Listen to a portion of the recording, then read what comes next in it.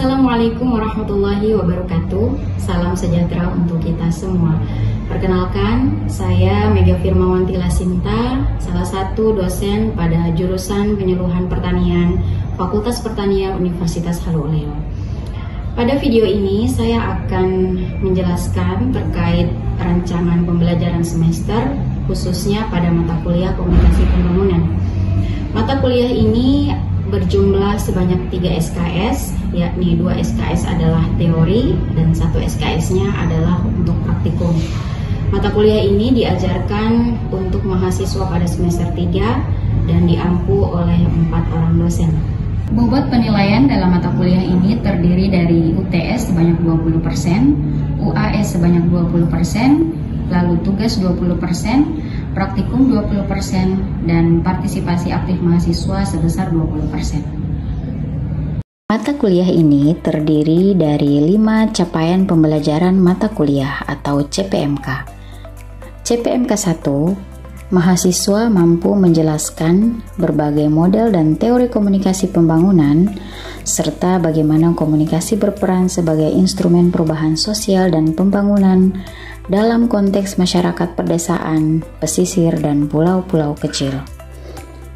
CPMK 2, mahasiswa mampu menganalisis peran strategis komunikasi dalam mendukung pembangunan pertanian, pengelolaan sumber daya, dan peningkatan kesejahteraan masyarakat pedesaan, pesisir, dan pulau-pulau kecil, termasuk dalam hal adopsi teknologi dan partisipasi masyarakat. CPMK 3, mahasiswa mampu merancang materi komunikasi pembangunan yang komunikatif, inklusif, dan kontekstual dengan memperhatikan keberagaman budaya, bahasa, dan kondisi sosial masyarakat agraris dan pesisir. CPMK 4, mahasiswa mampu merancang dan melaksanakan kampanye komunikasi pembangunan yang efektif di masyarakat pedesaan, pesisir, dan pulau-pulau kecil, mencangkup perencanaan, produksi, pelaksanaan, serta evaluasi berdasarkan pendekatan partisipatif dan lintas budaya. CPMK 5, mahasiswa mampu menunjukkan pemahaman dan sikap empatik terhadap keberagaman sosial dan budaya dalam masyarakat pedesaan, pesisir, dan pulau-pulau kecil, serta mengintegrasikan prinsip komunikasi lintas budaya secara etis dalam strategi komunikasi pembangunan. Mata kuliah ini membahas peran strategis komunikasi dalam mendukung pembangunan pertanian berkelanjutan dan perubahan sosial di masyarakat pedesaan, pesisir, dan pulau-pulau kecil. Pada mata kuliah ini, mahasiswa akan mempelajari konsep dasar, teori, model, dan pendekatan komunikasi pembangunan, termasuk komunikasi partisipatif dan lintas budaya. Selain itu, mahasiswa juga dilatih untuk merancang dan melaksanakan kampanye komunikasi pembangunan yang kontekstual dan berbasis kebutuhan masyarakat lokal. Mata kuliah ini juga menekankan pada pengembangan keterampilan merancang pesan, memilih media yang tepat, serta mengevaluasi efektivitas program komunikasi, baik melalui kerja individu maupun kolaboratif. Praktikum dalam mata kuliah ini dirancang untuk mengasah kemampuan teknis mahasiswa dalam memproduksi materi komunikasi pembangunan dengan memperhatikan aspek budaya, etika, dan teknologi informasi. Dalam video ini akan kami sajikan proses belajar mengajar pada mata kuliah ini terkhusus pada pertemuan kelima. Metode yang akan digunakan dalam pertemuan kali ini adalah metode ceramah, kemudian diskusi interaktif, dan pada bagian evaluasi akan dilakukan kuis secara singkat kepada mahasiswa. Demikian pengantar dari saya terkait rancangan pembelajaran semester pada mata kuliah Komunikasi Pembangunan ini. Berikutnya, mari kita saksikan video pembelajarannya.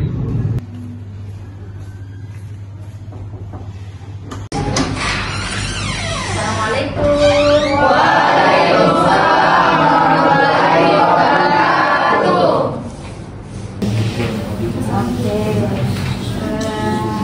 Gimana nih kabarnya adik-adik hari ini?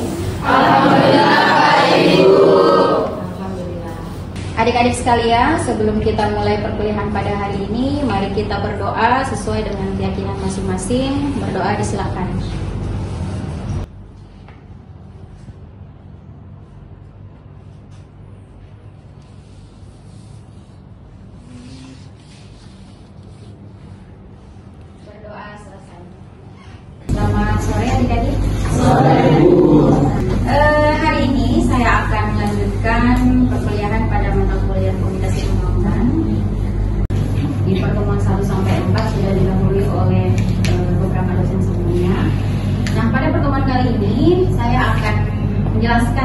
sharing dengan adik-adik semua tentang komunikasi partisipatif dan karakteristik komunikator pembangunan. Oke, karena ini kita sudah sampai pada pertemuan kelima, saya ingin sedikit mereview ya, mengingatkan kembali ingatan adik-adik tentang pertemuan sebelumnya. Ada yang ingin menyampaikan terkait materi sebelumnya? Ya, kita sudah 4 kali pertemuan tentang mata kuliah ini. Saya persilakan. Jadi komunikasi itu dia Bu, seperti proses pertukaran informasi, pesan, ide atau peran antara dua orang atau lebih. Jadi dari saya itu saja. Ya, baik. Itu dari Malis ya, tentang review definisi dari komunikasi. Nah, ada yang lain? Silakan. Ya, silakan Agis. Mengenai komunikasi itu yang saya dapat, komunikasi adalah proses penyampaian informasi atau gagasan kepada pihak lain dengan tujuan untuk mencapai pemahaman bersama. Ya, baik. Review dari Malis dan Agis, betul sekali bahwa komunikasi itu adalah sebuah proses ya, proses di mana komunikator itu menyampaikan sebuah pesan kepada komunikan. Melalui apa? Melalui saluran ya atau media, di mana proses ini nantinya akan memberikan dampak atau efek. Oke, sebelum kita jauh membahas tentang komunikasi partisipatif, tentunya kita harus memahami ya, mengapa kemudian komunikasi partisipatif itu penting untuk kita pelajari. Mengapa partisipasi itu penting? Karena ternyata pendekatan komunikasi pembangunan sebelumnya itu belum mampu menjawab problem-problem pembangunan yang terjadi di masyarakat. Ya. Kalau kita lihat slide setelahnya, yang pertama, mengapa komunikasi partisipatif itu penting? Karena ternyata banyak program pembangunan itu gagal karena kurangnya partisipasi masyarakat. Ya, jadi yang namanya program pembangunan jelas diperuntukkan untuk kepentingan masyarakat. Ketika ternyata masyarakatnya tidak berpartisipasi, maka pembangunan itu bisa dikatakan gagal. Nah, atas dasar itulah, maka salah satu yang perlu diperbaiki adalah proses komunikasinya. Ya. Kemudian yang kedua, pada dekade-dekade sebelumnya, sebelum kemudian komunikasi partisipatif ini muncul ya, paradigma ini kemudian muncul, proses komunikasi dalam pembangunan itu terjadi secara top down ya, atau dari atas ke bawah ya. Jadi misalnya ada program dari pemerintah pusat diturunkan kepada pemerintah misalnya provinsi, lalu diturunkan kepada pemerintah daerah dan pemerintah desa. Itu sifatnya top down ya, dari atas middle sampai kemudian yang paling dasar. Tetapi ternyata itu tidak bisa menjawab ya, karena kebanyakan kalau kemudian program itu muncul dari pusat, rata-rata kepentingan masyarakat lokal itu tidak tercover ya. Jadi misalnya kita tahu pemerintah pusat itu tentu bukan orang lokal desa tertentu gitu ya, dia tidak memahami persoalan desa tersebut secara pasti. Jadi kalau yang menyusun program itu tidak memahami persoalan secara pasti, maka jelas programnya tidak tepat sasaran ya. Sehingga dikatakan bahwa komunikasi secara top down ini tidak efektif ya. Maka lahirlah paradigma komunikasi pembangunan yang partisipatif. Itu sebab kedua ya. Kemudian yang ketiga, dengan adanya komunikasi partisipatif ini akan tercipta rasa memiliki dan keberlanjutan program. Nah, yang namanya partisipatif itu berarti keikutsertaan masyarakat ya, atau keikutsertaan warga lokal. Kalau warga lokalnya terlibat, kalau warga lokalnya berpartisipasi atau ikut serta, maka muncul yang namanya rasa memiliki ya. Kalau misalnya sesuatu ya, sebuah program yang kita rancang itu berdasarkan inisiatif warga lokal, maka warga lokal itu akan memiliki rasa yang lebih kuat terhadap program tersebut. Beda ceritanya kalau misalnya pemerintah yang masukkan program tersebut. Misalnya sebenarnya di pedesaan tertentu, program yang dibutuhkan adalah misalnya persoalan masyarakatnya terkait pupuk, subsidi pupuk gitu ya. Itu adalah persoalan utama di desa tersebut misalnya. Tetapi kemudian program yang dilontarkan dari pusat ini ternyata bukan terkait pupuk. Nah, artinya kan bukan dari warga lokalnya gitu ya. Sehingga ujung-ujungnya bisa jadi program ini menjadi gagal. Misalnya masyarakatnya membutuhkan program tentang pupuk. Kok pemerintahnya masuk berkaitan dengan misalnya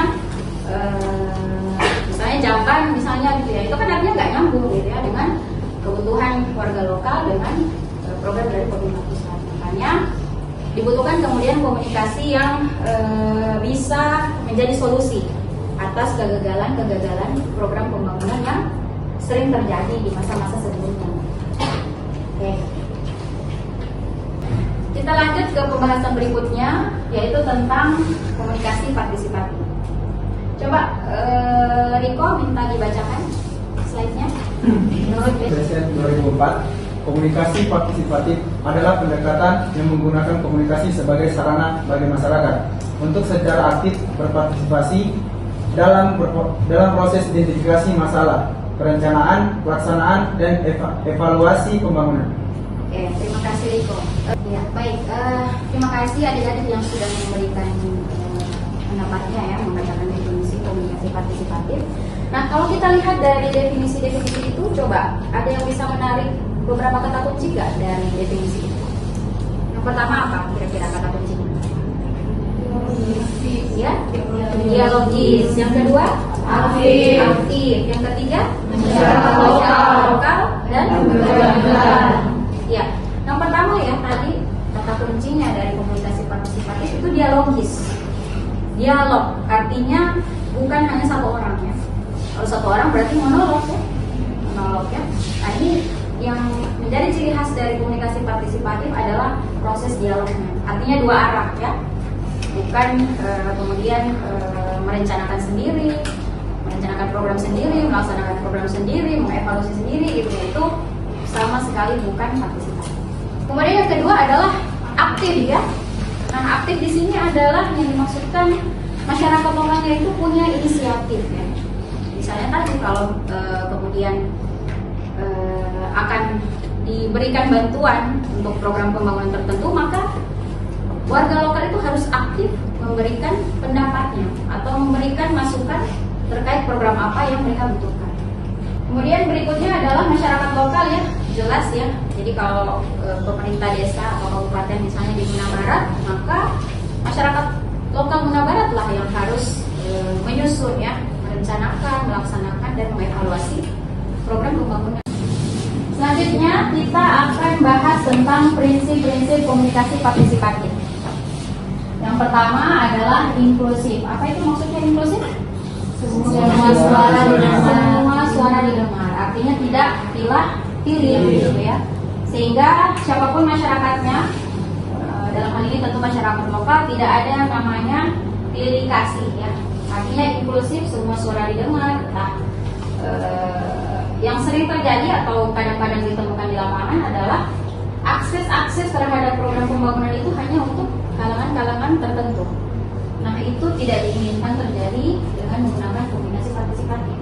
Yang diinginkan atau yang diharapkan melalui komunikasi partisipatif itu adalah inklusif ya. Jadi semua pihak atau semua suara itu didengarkan ya.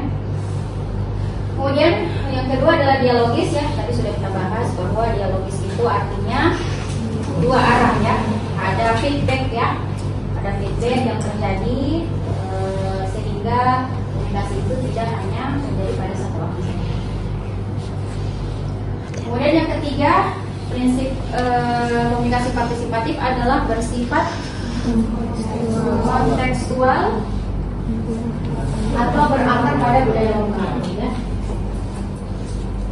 Kontekstual berakar pada budaya lokal artinya tadi ada program-program pembangunan itu yang kemudian disesuaikan dengan kebiasaan masyarakat lokal di desa tempat pembangunan itu dilakukan. Nah, makanya tadi kaitannya kalau misalnya program itu kemudian muncul dari pusat, dari atas ke bawah gitu ya, tentu konteks lokalnya bisa jadi hilang, ya, bisa jadi hilang gitu ya. Makanya dibutuhkan kemudian komunikasi partisipatif untuk membangun lokalitasnya itu tetap terjaga atau atau budaya lokalnya itu tetap terjaga. Kemudian yang keempat, prinsip komunikasi partisipatif itu adalah untuk pemberdayaan.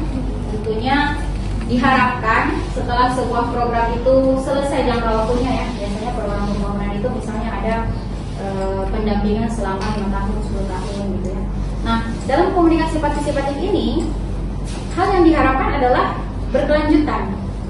Artinya walaupun misalnya ya, kalau tadi kita bahas tentang bantuan pupuk gitu ya, yang namanya bantuan dari pemerintah itu dia nggak akan terus menerus, terbatas waktu karena berkaitan dengan misalnya biaya gitu ya.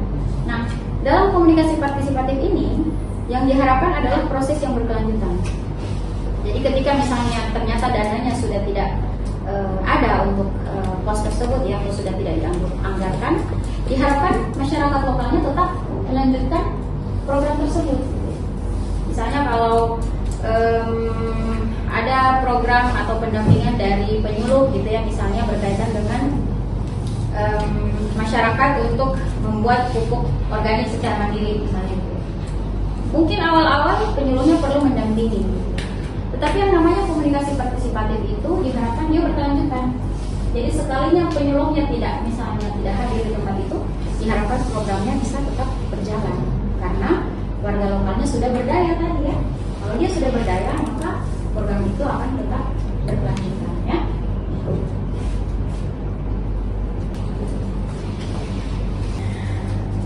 Berikutnya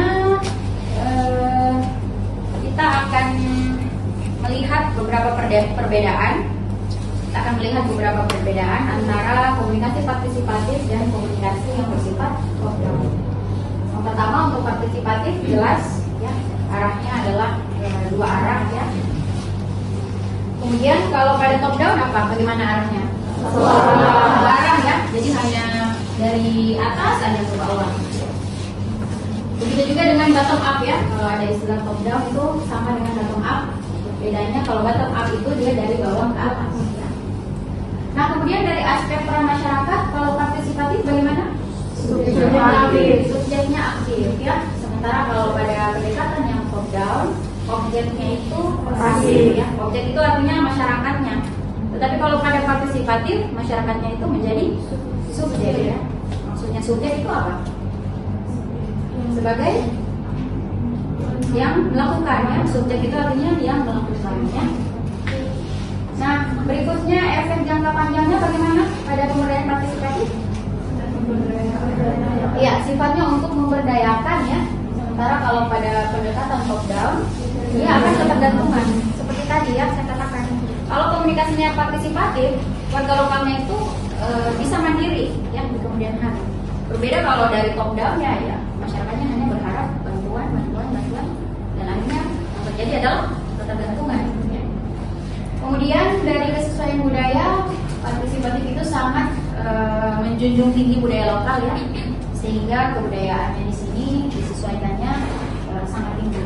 Itu berbeda dengan top down, kesesuaian budayanya itu rendah ya, artinya perhatian terhadap budaya lokal itu tidak begitu tinggi seperti pada komunikasi partisipatif. Berikutnya kita akan membahas tentang komunikator pembangunan. Nah, sebelumnya tadi kita sudah review ya, apa itu komunikasi. Tentunya adik-adik juga masih ingat apa yang dimaksud dengan komunikator. Coba siapa yang mau menyampaikan apa itu komunikator? Orang yang memberikan pesan atau informasi ya, orang yang menyampaikan pesan dan informasi ya, betul sekali ya. Nah, dalam komunikasi partisipatif ada ciri khas ya yang dimiliki oleh seorang komunikator pembangunan. Yang pertama, dia harus mampu membangun dialog. Ya, dia harus mampu membangun dialog. Jadi tidak kemudian hanya bersifat ceramah saja. Ya. Misalnya menyampaikan tanpa ingin mendengarkan kebutuhan dari masyarakat. Jadi ciri khas komunikator pembangunan itu ya dalam pendekatan partisipatif ini, dia harus bisa membangkitkan dialog. Nah, kira-kira gimana caranya supaya masyarakat itu mau berdialog? Ini kan adik-adik semua adalah calon penyuluh gitu ya, karena luaran penyuluhan pertanian itu salah satunya adalah penyuluh ya. Nah, kira-kira kalau kita studi kasus kecil-kecilan, kira-kira jika adik-adik adalah penyuluh gitu ya, gimana caranya supaya masyarakat itu mau berdialog? Melakukan pendekatan sosial. Ya, melakukan pendekatan sosial. Terus yang lain? Memberi kesempatan kepada masyarakat untuk mengeluarkan aspirasinya sendiri. Memberikan kesempatan kepada masyarakat untuk mengeluarkan aspirasi. Nah, biasanya saya lanjutkan ya. Biasanya walaupun masyarakat itu sudah diberikan kesempatan gitu ya, tetapi pasti ada 1-2 orang yang masih malu-malu gitu ya, yang masih takut-takut. Nah, itu kira-kira gimana kalau adik-adik jadi penyuluh? Pendekatannya. Misalnya nih adik-adik kemudian memimpin suatu rapat ya, pertemuan di desa. Kemudian diharapkan masyarakat itu menyampaikan kebutuhannya gitu ya, atau permasalahan yang dihadapi. Di posisi itu ada masyarakat yang bisa dengan mudah menyampaikan keluhannya, pendapatnya gitu ya. Tetapi di sisi lain ada juga masyarakat yang kadang-kadang kesulitan gitu ya untuk memberikan pendapatnya. Itu kira-kira gimana? Tips ya untuk kemudian masyarakat itu mau menyampaikan pendapatnya. Coba 1-2 orang silakan. Ya, siapa? Ya. Pendekatan secara individu. Seperti apa itu? Kayak secara halus dia cara menyampaikannya kepada orang tersebut. Ya, betul sekali ya. Jadi bisa misalnya dengan pakai bahasa daerah gitu ya. Atau kalau misalnya dalam pertemuan kita bisa kemudian dekati gitu ya, dekati gitu ya. Kemudian dengan menggunakan ekspresi wajah ya, komunikasi nonverbal ya.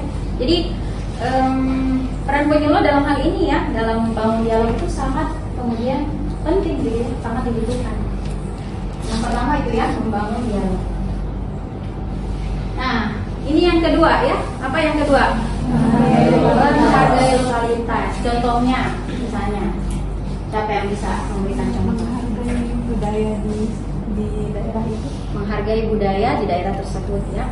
Karena memang karena penyuluh ini dia bukan berarti berasal dari desa tersebut ya.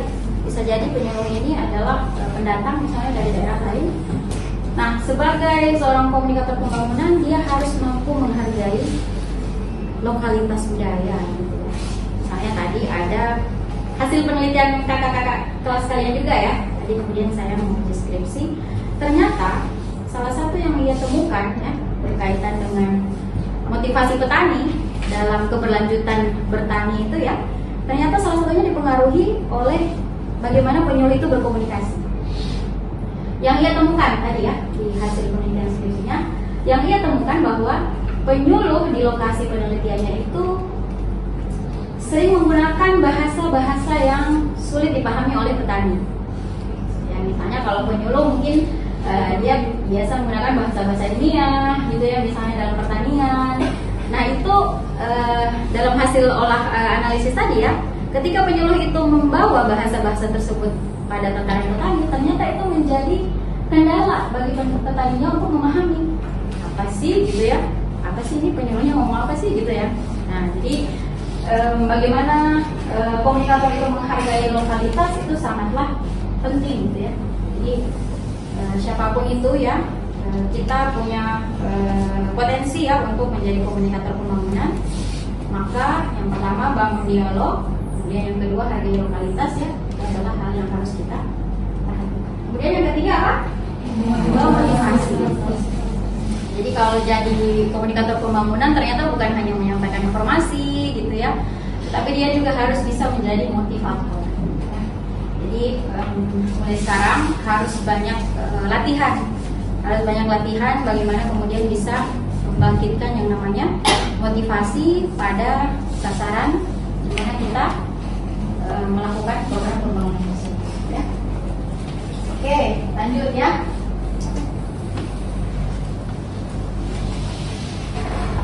Berikutnya adalah tentang karakter komunikator partisipatif. Yang pertama apa? Empati. Ya, empati, mampu memahami kondisi masyarakat. Jadi jangan sampai kemudian hanya ingin mensukseskan program penyuluhan itu kadang-kadang sudah disiapkan oleh pemerintah gitu ya, tetapi kemudian tidak disesuaikan dengan lokalitas warganya. Jadi tidak ada empati di situ gitu ya. Jangan sampai kemudian menjadi komunikator yang tidak memperhatikan kebutuhan warga lokal. Kemudian yang kedua, keterbukaan ya, siap mendengar bukan hanya bicara. Justru dengan banyak mendengar maka kita akan banyak mendapatkan informasi. Kalau kita banyak bicara, bisa jadi informasi-informasi yang penting itu justru kita tidak mendapatkannya. Kemudian yang ketiga, kredibel ya, atau dipercaya oleh masyarakat. Ini juga sangat erat kaitannya dengan bagaimana petani itu bisa kemudian berpartisipasi dalam sebuah program. Kalau ternyata penyuluhnya tidak kredibel atau tidak dipercaya, ya maka bisa jadi program itu ya tidak akan disukseskan gitu ya oleh warga masyarakatnya. Berikutnya, berbasis budaya lokal atau tidak memaksakan cara luar ya. Misalnya tadi ya yang saya sampaikan bahwa jangan sampai kemudian seorang komunikator pembangunan itu menggunakan bahasa-bahasa yang sulit dipahami oleh warga lokal. Jadi jangan memaksakan hal-hal yang di luar kebiasaan masyarakat lokal. Kemudian yang terakhir, fasilitator bukan instruktur, jadi dia sifatnya mendorong bukan mengarahkan. Oke, silakan bertanya jika ada yang ingin ditanyakan. Saya persilakan. Jauh. Ya, silakan Dito.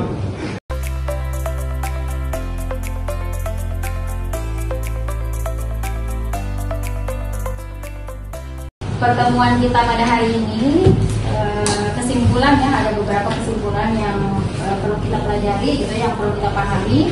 Yang pertama, komunikasi partisipatif itu adalah kunci keberhasilan pembangunan yang berkelanjutan ya, tentunya dengan berbagai hal yang diikutinya ya. Kemudian yang kedua, komunikator itu harus mampu menjadi fasilitator ya, memfasilitasi ya. Kemudian bukan hanya menyampaikan pesan. Dan yang terakhir, bahwa kekuatan komunikasi itu terletak pada dialog ya. Kekuatan komunikasi itu terletak pada dialog, bukan monolog. Terakhir, sebelum kita menyudahi perkuliahan hari ini, saya sudah menyiapkan Google Form untuk adik-adik mengerjakan kuis ya. Jadi kita akan mengevaluasi pertemuan kita hari ini melalui Google Form. Silakan nanti saya kirimkan linknya melalui ruang kelas ya, dikerjakan. Nanti kalau ada hal-hal yang ternyata belum jelas dari hasil evaluasi itu, akan kita diskusikan pada pertemuan selanjutnya. Dan kemudian jika ada hal-hal yang adik-adik masih kurang pahami ya, jika ada hal-hal yang adik-adik ingin sampaikan atau ingin ditanyakan, kita juga sudah membuka forum diskusi di Spada UHO ya. Silakan adik-adik membukanya seperti biasa pada pertemuan-pertemuan sebelumnya. Oke? Saya kira cukup untuk pertemuan kita hari ini. Lebih dan kurangnya saya mohon maaf. Wabillahi taufiq wal hidayah. Wassalamualaikum warahmatullahi wabarakatuh. Waalaikumsalam.